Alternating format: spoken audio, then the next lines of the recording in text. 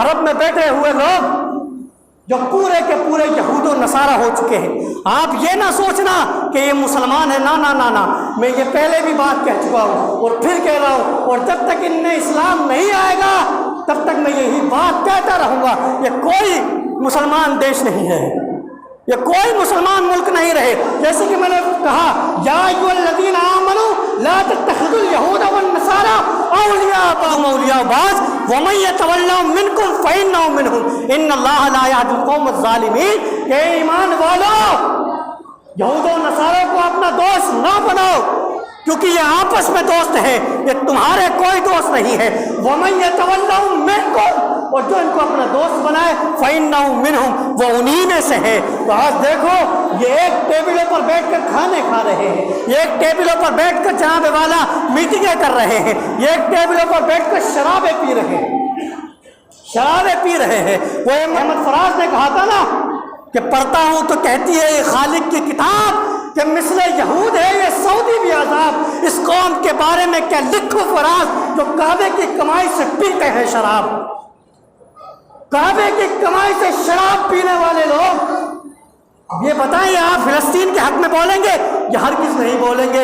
یہ تو قسم خدا کی اللہ نے جرأت دی ہے فلسطینیوں کو کہ ان کی مائیں اپنے بیٹوں کو پیش کر دیتی ہیں، کیونکہ باپ اپنے جوان بچوں کو بھیج دیتے ہیں، وہ کہتے ہیں کہ جاؤ اپنی جانیں قربان کر دینا، مگر فلسطین کے اوپر، مسجد اقصیٰ کے اوپر آنچ نہیں آنا چاہیے، آنچ نہیں آنا چاہیے۔ وہ میرآبادی نے کہا تھا نا، آسماں جلتی ہوئی زمین پر نہیں آنے والا، آسماں جلتی ہوئی زمین پر آنے نہیں والا، اب کوئی بھی پیغمبر نہیں آنے والا، تمہیں اپنے کعبے کی حفاظت خود کرنی ہے، اب ابابیلوں کا لشکر نہیں آنے والا، تمہیں اپنے کعبے کی حفاظت خود کرنی ہے، اب ابابیلوں کا لشکر نہیں آنے والا۔ اور فلسطینیوں نے یہ بات کہی ہے کہ اے صحن حرم تو پکارے گا تو ہم آئیں گے، اے صحن حرم تو پکارے گا تو ہم آئیں گے، اب ابابیلوں کے انداز میں ہم آئیں گے اور لے کر آئیں گے اپنے ہاتھوں میں صداقت کے علم، یہ الگ بات کے تعداد میں کم آئیں گے، اور ریت پر لکھنی ہے ہمیں اپنے لہو سے غزل، اور ریت پر لکھنی ہے ہمیں اپنے لہو سے غزل، اپنے حصے میں کہاں لوح و قلم آئیں گے، اپنے حصے میں کہاں لوح و قلم آئیں گے، اور آئی جائے گا کوئی مرد ابراہیم صفت، نہیں جائے گا کوئی مرد ابراہیم صفت، جب اللہ کے گھر میں یہ صنم آئیں گے۔ تو یہ اس نے کب بات کہی تھی؟ آج دیکھیں مسلمانوں کے حالات، مسلمان دیش ہونے کے باوجود تم یہ بات کہتے ہوئے نظر آتے ہو کہ جناب والا یہ دو دیشوں کی بات ہے، تمہیں آج تک سمجھ میں نہیں آئی یہ بات؟ یہ دو دیشوں کی بات نہیں، بلکہ ہماری مسجد کی بات ہے، بلکہ ہماری ایمان کی بات ہے، بلکہ ہمارے عقیدے کی بات ہے۔ آج جو لوگ کہہ رہے ہیں کہ دو دیشوں کی بات ہے، میں کہنا چاہوں گا دو دیشوں کی بات نہیں، یہ ایک کلمے کی بات ہے۔ ہمارا جو ان سے رشتہ ہے وہ رشتہ لا الہ الا اللہ محمد رسول اللہ کا رشتہ ہے۔ اللہ نے جو فرمایا سبحان الذی اسریٰ بعبدہ لیلا من المسجد الحرام، اس واسطے سے ہمارا مسئلہ ہے کہ میرے آقا صلی اللہ علیہ وسلم کو جو معراج ہوئی ہے وہ مسجد اقصیٰ سے ہوئی ہے، مسجد اقصیٰ سے معراج ہوئی ہے۔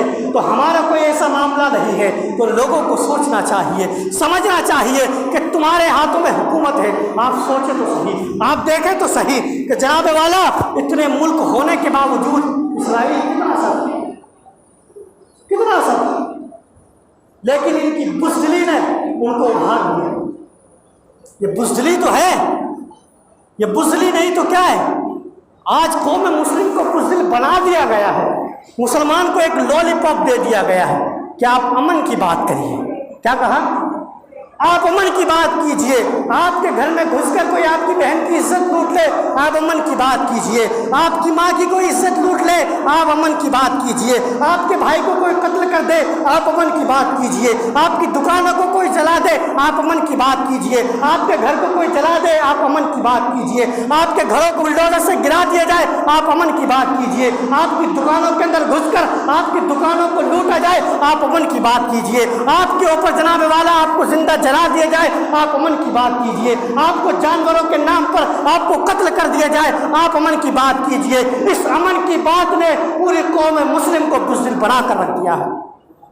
اسلام نے کہیں نہیں کہا کہ امن کی بات کیجئے، اسلام نے کب کہا امن کی بات کیجئے۔ اسلام نے جب کہا ہے امن کی بات کیجئے جب حضرت بلال کعبے کی چھت پر چڑھ جائے، جب حضرت بلال کعبے کی چھت پر چڑھ جائے پھر اسلام نے کہا کہ آج امن کی بات کیجئے۔ مگر بلال کو مارا جا رہا ہو، بلال کو کوٹا جا رہا ہو، اسلام نے پھر یہ نہیں کہا کہ آپ امن کی بات کیجئے۔ پھر بتاؤ کہ جنگ بدر کیوں ہوئی، پھر آپ بتاؤ جنگ خندق کیوں ہوئی، پھر آپ بتاؤ جنگ حنین کیوں ہوئی، پھر آپ بتاؤ یہ اتنی جنگیں کیوں ہوئی ہے کہ جناب والا تقریباً 17 جنگوں کے اندر حضور بنفس نفیس خود شریک رہے۔ پھر آپ بتاؤ یہ کیسا بزدلی والا معاملات تمہیں کر دیا گیا، اور یہ سارے معاملات کس لیے ہیں؟ دجال کے لیے۔ کس لیے ہے؟ یہ سارا کا سارا نظام جو چلا یہ بنا رہے ہیں یہ لوگ، یہ دجال کے لیے بنا رہے ہیں، دجالی نظام قائم کرنے کے لیے۔ یہ جو نیو ورلڈ کی بات چل رہی ہے یہ کون سے نظام کی بات چل رہی ہے؟ یہ دجالی نظام کی بات چل رہی ہے۔ ابھی دجال کی بات میں چھڑوں گا تو بہت بات آگے چل جائے گی، انشاءاللہ اگلے جمعے کو ہم کنٹینیو کریں گے کہ آخر معاملہ کیا ہے اور دجال ہے کیا اور اس کے سپورٹر کون ہے۔ یہ آج کے جو سعودی میں بیٹھے ہوئے ہیں یہ خود سپورٹر ہے ان کے، یہ خود بھائی سپورٹ کرنے والا، ساتھ دینے والا کون ہوتا ہے؟ بھائی ساتھی تو مانا جائے گا اس کو، اور کون مانا جائے گا؟ تو یہ سعودی عربی والوں کو کبھی آپ یہ نہ سمجھے جب تک یہ اس بات کو نہ کہتے کہ بھائی ظلم ہو رہا ہے، اسے ٹیوٹ کرنے سے کام نہیں چلے گا، اپنی فوج لے کے پہنچنا پڑے گا۔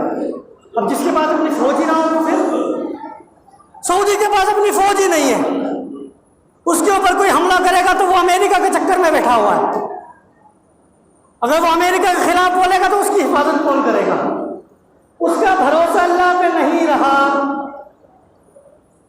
اس کا بھروسہ اللہ پہ نہیں رہا، اس کا بھروسہ رہا ہے امریکہ کے اوپر۔